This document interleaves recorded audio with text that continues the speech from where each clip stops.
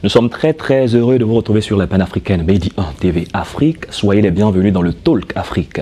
Le développement du continent nous intéresse aujourd'hui. L'une des plus prodigieuses inventions des Égyptiens est l'écriture. Elle est l'une des plus anciennes que l'humanité ait connue et qu'on sache décrypter aujourd'hui. La numération a suivi la même évolution que l'écriture. Depuis maintenant 6 ans en Côte d'Ivoire, un salon est dédié aux inventions. En quoi les inventions sont-elles des mines d'or à exploiter? On en parle dans cette émission. 2 experts sur notre plateau pour en discuter. Pierre Djibril Koulibaly est avec nous. Bienvenue à vous. Merci. Vous êtes inventeur, président de la Fondation Africa Innova, président du Salon international des inventions d'Abidjan qu'on appelle Abidjan Innova. On en saura davantage au cours de l'émission. Bien sûr. Avec nous encore sur le plateau, Christian Kali. Bienvenue sur notre plateau. Merci. Vous êtes également inventeur, secrétaire général de la Fondation Africa Innova, coordinateur général du Salon international des inventions d'Abidjan. C'est bien cela? C'est cela. Ok, très bien. Entrons dans le vif de notre sujet. Pour les téléspectateurs, ceux qui nous suivent, ceux qui nous écoutent, quand on parle d'une invention, parfois on pense à une innovation. Il y a une différence entre ces termes. Sinon, dites-nous ce que c'est qu'une invention et puis ce que c'est qu'une innovation. Bon, 3 choses à savoir. La première, c'est qu'une invention est consacrée par un brevet d'invention. Très bien. Et les brevets d'invention sont délivrés par des organes spécialisés. Au niveau de la Côte d'Ivoire, nous sommes de l'OAPI, l'Organisation africaine de la propriété intellectuelle, qui est basée à Yaoundé et qui concerne à peu près 17 pays. Qui sont donc rattachés à cet organe qui délivre des brevets d'invention. Donc celui qui n'a pas un brevet d'invention... S'il n'y a pas de brevet, ce n'est pas une invention. Pas une invention. Maintenant, vous savez, on peut toujours appeler quelqu'un inventeur sans qu'il ait un brevet. C'est un abus. C'est un avis personnel. Okay. Voilà. Mais juridiquement, un inventeur, c'est quelqu'un qui a inventé. Et donc, l'invention, cette invention est consacrée par un brevet d'invention. L'innovation est le produit de l'application de l'invention. Parce que l'invention vient régler, donner une solution nouvelle à un problème qui existe. C'est un problème qui est ressenti, c'est un problème, ce sont des limites qui sont reconnues. Et l'invention vient donner d'autres façons de faire, d'autres techniques pour pouvoir régler ce problème différemment. Et l'application donc de ces techniques, c'est l'application de ces techniques qui aboutissent à des produits innovants, à des services innovants, à des méthodes innovantes. Et donc j'ai l'habitude de dire l'innovation, l'invention est mère de l'innovation. Très bien. Maintenant, il y a des innovations qui partent d'autres innovations. Voilà. Il peut y avoir un produit qui existe déjà, c'est l'application d'une invention brevetée, mais on peut modifier cette innovation, ce nouveau produit. En y apportant un plus. En y apportant un plus, et c'est aussi de l'innovation, et ça a aussi une grande valeur. Et la propriété intellectuelle reconnaît également à celui qui a fait cela. Donc c'est une innovation sur une innovation. C'est ça. Très bien. Vous êtes certainement en train de dire que lorsqu'on a un brevet qui nous dit que nous sommes inventeurs, si je suis en Chine, que j'ai fait une invention et quelqu'un copie le même modèle, ou du moins ce modèle étant adapté en Chine, un Ivoirien ici essaie d'appliquer ce modèle ici, nous ne sommes plus dans une invention de l'Ivoirien, parce que l'élément a été déjà trouvé et un brevet a été décerné, si on se comprend bien. Il faut dire que dans ce cadre-là, il y a faut penser à la zone.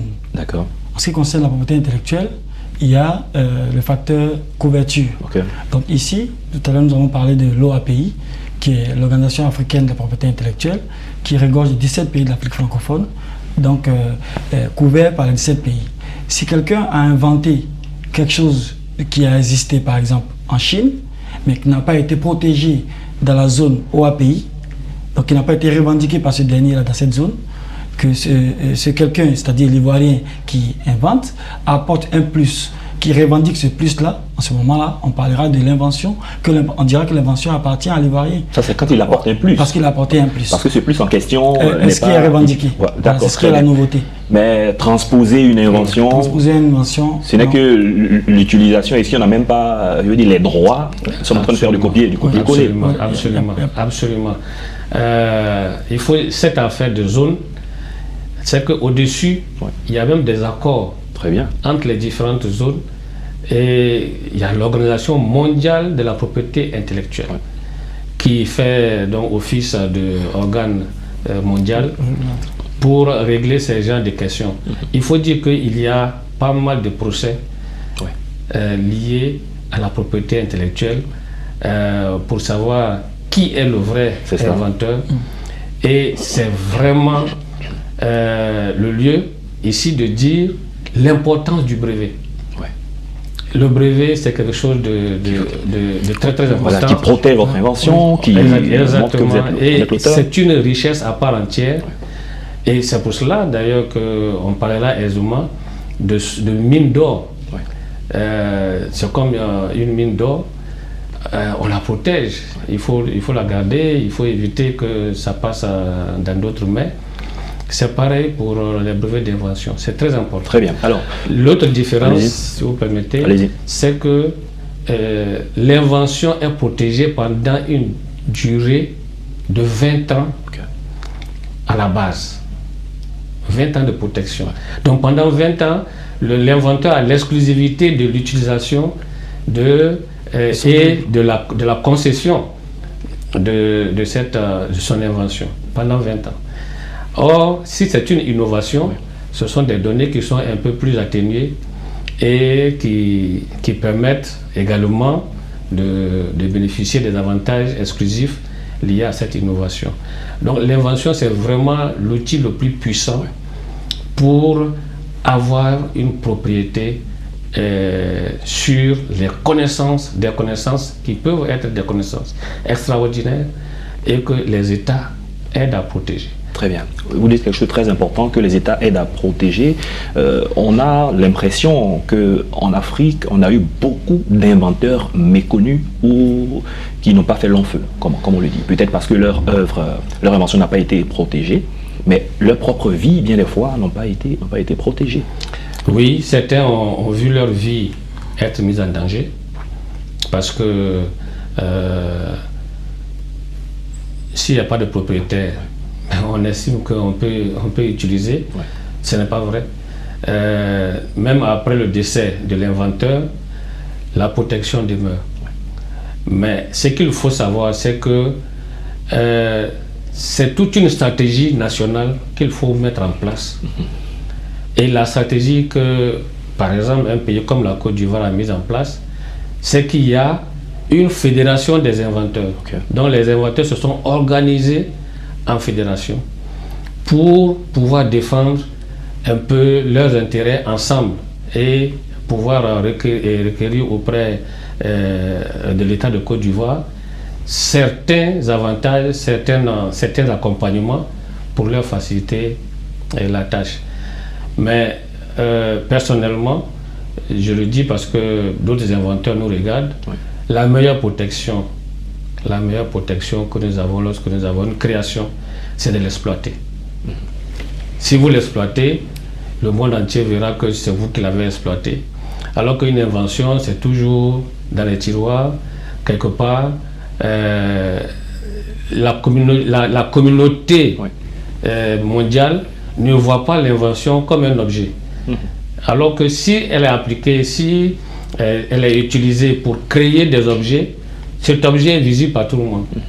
Et donc c'est la meilleure protection, il faut exploiter. Très bien. Sous nos cieux, bien des fois, on est surpris de voir un inventeur. On revoit la télévision, quand on dit un inventeur, on a l'impression que c'est un surhomme, c'est un surdoué, on le disait hors antenne.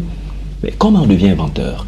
Parce qu'on a l'impression que c'est les grands scientifiques qui ont les cheveux blancs, qui sont dans des laboratoires, alors qu'un peu partout, il y a des personnes qui ont la capacité de mettre en exergue leurs compétences et de trouver des choses que personne d'autre n'a trouvées. Donc moi je vais dire qu'on devient inventeur quand on a un titre de propriété intellectuelle qui est décerné par l'Organisation africaine de la propriété intellectuelle. Je parle de la couverture Afrique francophone. Et c'est à ce moment-là qu'on dit qu'on est inventeur. Parce qu'on a un brevet d'invention. Tu l'attestes. Dans notre jargon, on dit qu'on est maintenant professionnel. Un inventeur qui a un brevet d'invention, il est professionnel. Donc on peut avoir des inventeurs qui ont trouvé des choses, mais qui ne sont pas professionnels parce qu'ils n'ont pas de brevet d'invention qui atteste ce fait-là. Donc pour inventer, il faut vivre dans l'environnement. Il faut se familiariser à l'environnement pour créer, c'est-à-dire pour trouver des solutions, pour répondre à un besoin qui est exprimé par cet environnement-là. Donc aujourd'hui, nous avons, comme on l'a dit, plus de 300 brevets d'invention qui ont tous été sanctionnés par des titres de propriété intellectuelle. Les 300 brevets, c'est en Côte d'Ivoire ? En Côte d'Ivoire. Je dis plus de 300 brevets d'invention. Et chaque année, nous avons entre 25 et 50 autres brevets qui complètent la liste. Donc tous ces brevets-là sont dans 13 différents domaines d'activité. Vous pouvez comprendre que 13 différents domaines d'activité, c'est énorme. Donc nous inventons parce que nous voulons répondre à un besoin qui est prononcé par les Ivoiriens. Voilà. De la volonté de répondre à un besoin et puis de la mise en route effectivement de cette invention, il y a un grand fossé. Monsieur Coulibaly, comment expliquez-vous qu'avec plus de 300 brevets aujourd'hui, on a l'impression que les inventeurs, c'est dans notre tête, on ne les voit pas, on ne voit pas leurs œuvres. Vous avez raison quand vous avez dit que quand on voit un inventeur, on se demande si c'est vraiment lui.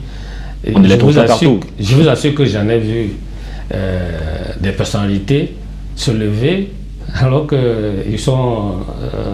c'est les autorités. C'est les autorités, mais se lever, mais l'ambassadeur a annulé les rendez-vous pour me recevoir, etc. Effectivement, l'Africain a du respect pour l'inventeur. L'Africain a du respect pour l'inventeur, parce que on se demanderait, est-ce que l'Africain même sait ce que c'est? Si, les Africains savent ce que c'est l'invention. Ils savent que c'est quelque chose de très important. Mais on n'est pas suivi par l'ensemble de la nation. La volonté politique, nous le disons régulièrement, est nécessaire, est importante. Et il faut savoir qu'en Côte d'Ivoire, nous avons la chance, il y a quelques 2 ans, le président de la République a annoncé la création d'un incubateur national. D'un incubateur national. Ça a été vraiment une annonce extraordinaire pour nous. Nous avons fait la fête lorsque nous avons appris cela. C'est quoi cet incubateur-là? À quoi il va servir? Parce qu'un incubateur, c'est lui qui fait passer l'invention et l'innovation, des ateliers et des prototypes sur le marché. Ça devient un produit marchand. Ça devient un produit rentable, un produit qui peut... Et c'est là qu'on parle de mine d'or.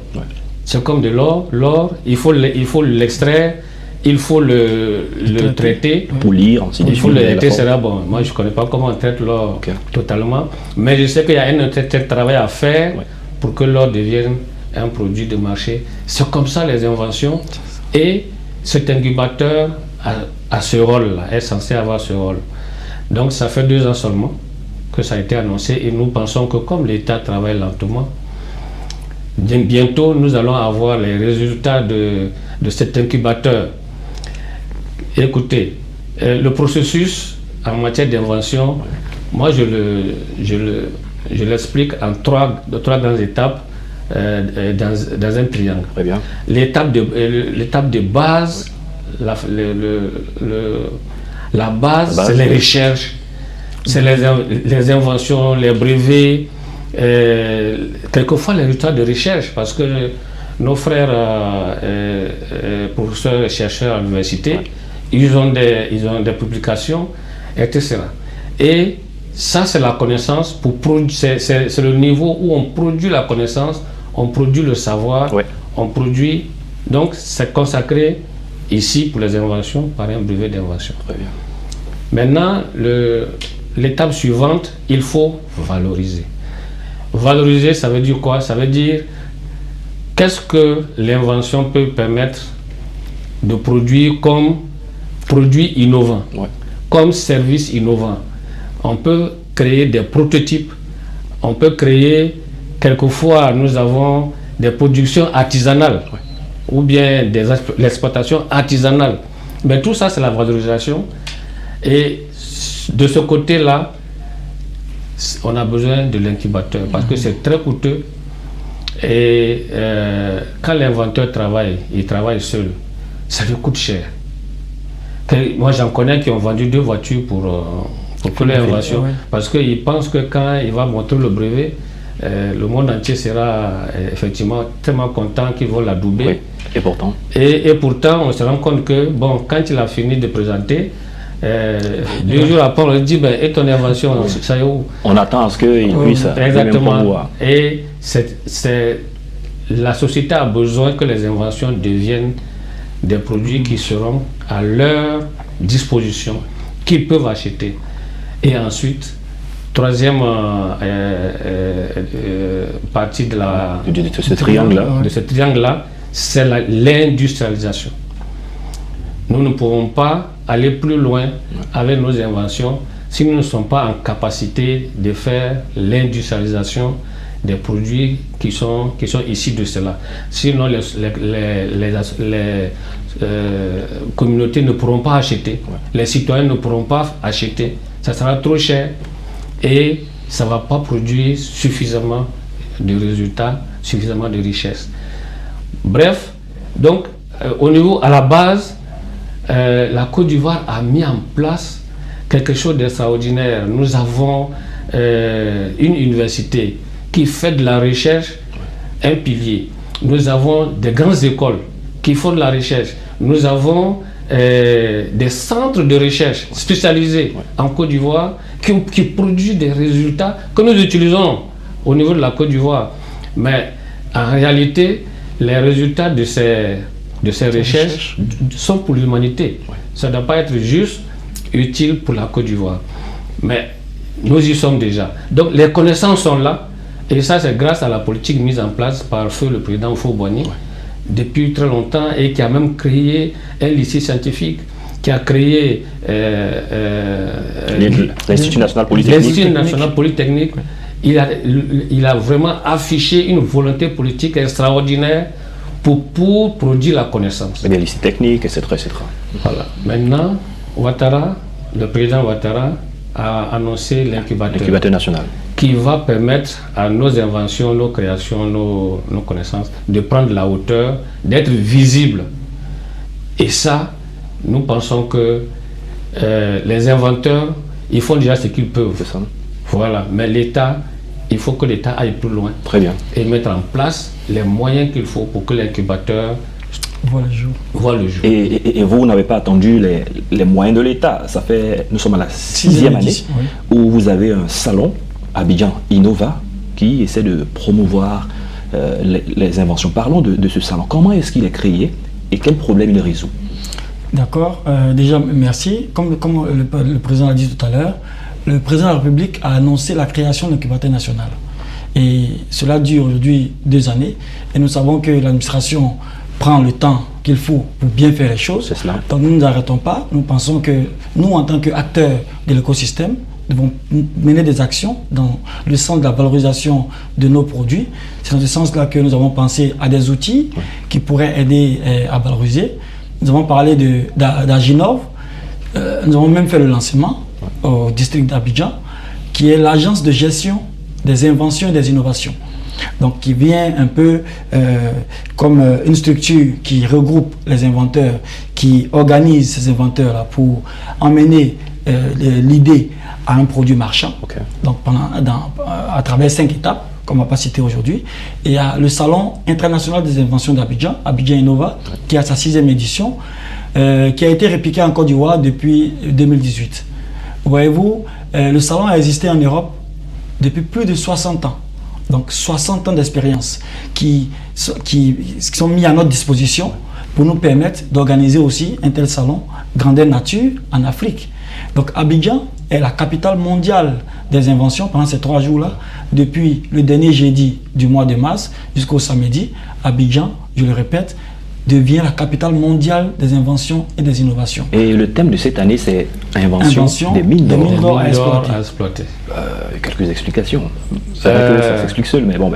Bon, c'est une image pour permettre aux autorités et aux investisseurs, aux financiers, aux hommes d'affaires, aux organisations qui nous regardent, qui regardent nos inventions, de comprendre que cela peut générer beaucoup d'argent.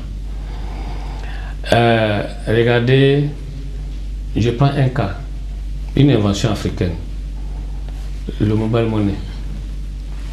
C'est une invention africaine. Aujourd'hui, qui vit sans la mobile money, sans les transferts par... c'est rentré dans les habitudes de tout le monde. C'est devenu même des banques extraordinaires. C'est une création africaine qui a été valorisée. Mais ça génère beaucoup de richesses. Et des choses de ce genre-là, il y en a une flopée à travers nos inventions. Et nous pensons qu'il faut absolument dire quelque chose pour que nous soyons suivis pour aller plus loin. Pour que sache que celui qui a fabriqué une voiture, il a fabriqué une voiture. Mais il peut en fabriquer beaucoup. Il peut en fabriquer beaucoup. Mais il ne peut pas le faire tout seul, c'est pas possible. L'INPHB qui est en train de l'encadrer et tout ça, c'est très bien ce que fait l'INPHB. Mais l'INPHB et nous sommes assis sur le même siège. Nous, en tant qu'organisateurs de salons, etc., et l'INPHB, c'est pareil. L'INPHB veut montrer également que ce qui est possible. Mais nous ne savons pas qu'est-ce que les gouvernants, les autorités, etc., attendent pour que ça décolle. Alors, nous nous sommes dit, peut-être qu'ils veulent voir des modèles, prototypes, des choses qui peuvent faire qui peuvent marcher, qu'on a réussi à mettre sur le marché et que les populations sont en train d'acheter, sont en train de consommer. En passant par le salon permet à un grand nombre de personnes, parce que le salon, c'est entre 5 000 et 7 000 visiteurs pour l'instant que nous recevons. Mais ça fait du monde, c'est des visiteurs de tout genre. Et il y a un certain nombre qui sortent de là transformés. Eux-mêmes, ils sont transformés, mais également, ils comprennent mieux l'avantage d'investir dans la connaissance. Donc, c'est très important que cet incubateur puisse commencer à agir, commencer à produire des choses. Et nous espérons que nous serons là encore au moment où cet incubateur va commencer à produire. Bien entendu. Est-ce que vous, les inventeurs, vous avez une responsabilité vis-à-vis des populations? Est-ce que, à un certain niveau, vous vous sentez redevable?